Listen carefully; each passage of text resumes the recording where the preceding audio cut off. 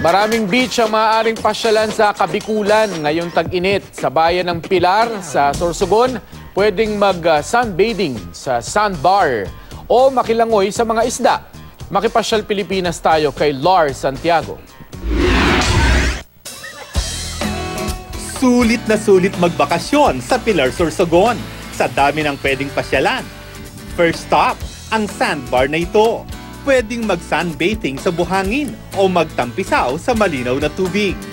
Kung gusto namang mamangha sa underwater view, malapit lang ang Bantigue Point and Marine Sanctuary, kung saan pwedeng mag-snorkel at makilangoy sa mga isda.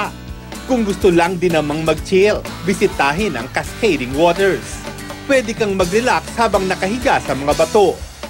Kung eco-adventure ang trip, may river cruise din sa bayan, kung saan pwedeng mag-birdwatching. Sakali namang magutom, may mga floating cottage kung saan pwedeng kumain ng mga fresh na huli sa dagat, gaya ng mga crab na ito.